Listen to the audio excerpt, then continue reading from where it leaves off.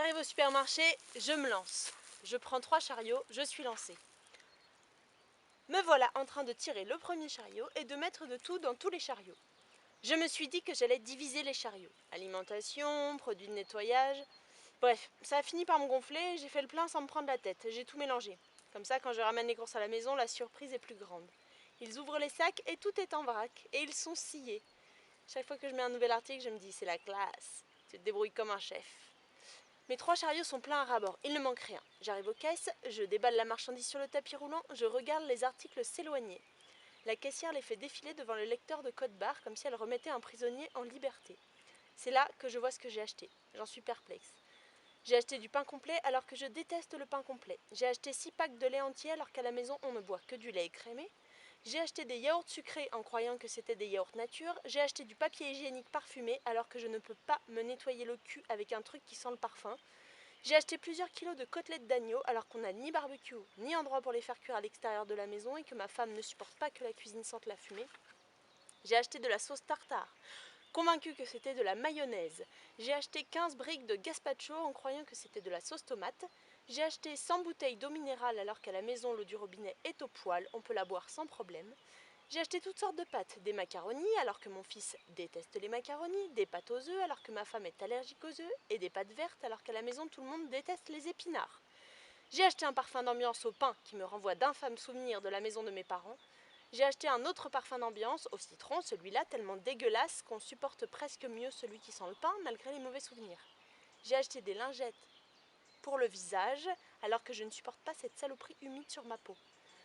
Par contre, j'ai oublié d'acheter ce dont on avait vraiment besoin, bordel de merde. J'ai oublié d'acheter les 4 conneries dont on avait besoin, bordel de merde. Ça m'a foutu une de ces haines. Je me prends la tête, je deviens fou. Je me couche en pleurant et quand je vais prendre mon petit déjeuner, bordel de merde, je le prends en pleurant et ça bousille les tartines, putain. Et tu sais pourquoi ? Parce que je n'ai rien inventé, bordel de merde.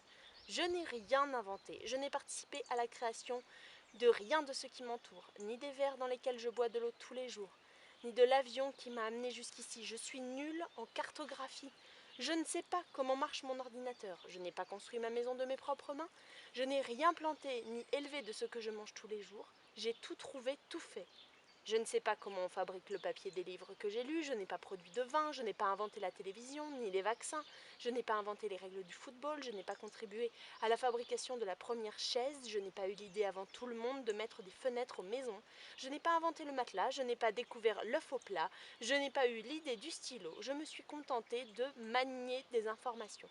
En d'autres mots, toute ma vie, j'ai eu les mains vides, sales, pour brasser les idées des autres. Je fais les choses que fait un animal simple, élever des enfants et leur apprendre à se servir d'objets inventés par des inconnus. Et après on se plaint que tous ces machins n'améliorent pas leur vie et n'améliorent pas la nôtre non plus. On dit que certains sont inutiles, voire dangereux. On ferait mieux de fermer nos gueules et d'agir pour de bon. Si on en est là, c'est parce qu'on a passé notre vie à ne rien faire, ou à faire ce qui était, paraît-il, préférable, raisonnable, profitable. Bref, on a fait ce qu'on nous a dit de faire.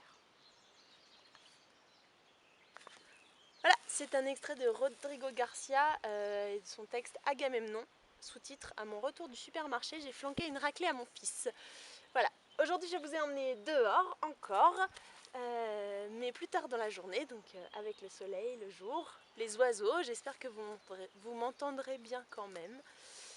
Voilà, et bien bonne fin de journée et bon confinement.